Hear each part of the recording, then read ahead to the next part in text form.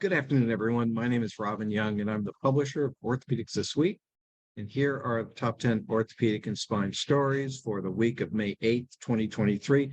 Starting at number 10 is our power rankings. We survey 26 of the largest orthopedic and spine suppliers each week, and we rank the top 10. So be sure to check that out either on our Power Rankings podcast or our website, ryortho.com. Coming in at number nine is news this week that the FDA has cleared a notably interesting spinal implant. The innovation unleashed by two fundamental technologies, 3D printing, also known as additive manufacturing, and surface coating and topography, just keeps on delivering new and interesting implants. The latest is pictured here. It's from Florida-based Vice Spine, and as you can see, it's truly one of a kind. We've got all the information about this, of course, at ryortho.com. Number eight this week is a new retractor. Okay, have you ever said to yourself, I'm assuming you're a surgeon, have you ever said to yourself, all I want is a good retractor? Well, if you have, and I hope you are a surgeon, what would you think about a two-axis independent blade retractor? Okay, that may be a lot to kind of, think about at one time, but in use, it's very novel. And again, as a surgeon, this might be just what you're looking for. So be sure to check out all the details. By the way, the manufacturer is Texas-based Orthofix. Number 7 is news that the Cervical Spine Research Society has selected Dr. Michael Daub, who's the chair of the Department of Orthopedics at the Kirk Kerkorian School of Medicine at the University of Nevada, Las Vegas, to be its new and 50th president.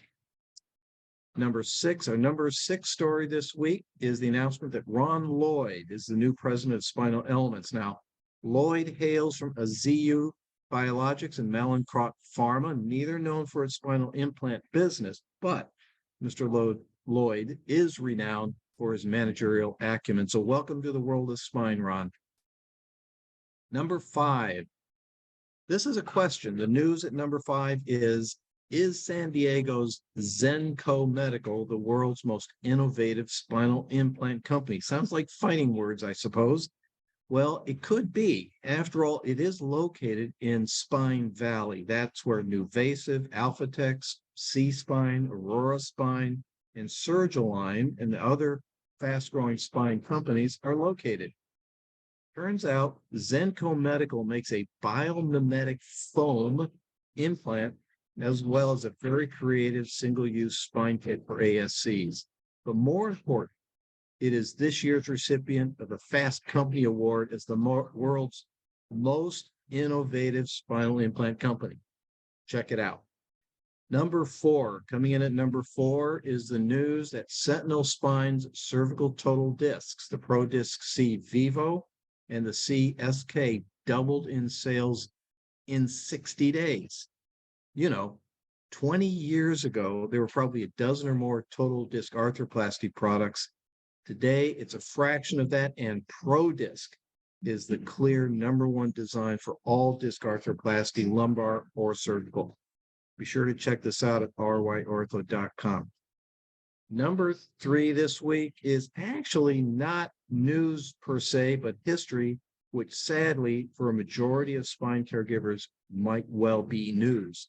3 men who are largely forgotten now, Ralph Cloward, Ulf Ferdstrom, and George Bagby, created the interbody implant. Without these 3 men, modern spine surgery would not have been possible. Well, we tell their stories in the latest installment of the History of Modern Spine Surgery. Be sure to read it at ryortho.com. Our number 2 story this week is a 27,000 patient study. That's 27,000 patients, larger than a lot of small towns. 27,000 patients were part of a study that tested the hypothesis that neural monitoring in surgery cuts unintended mistakes. What do you think? Yes? No?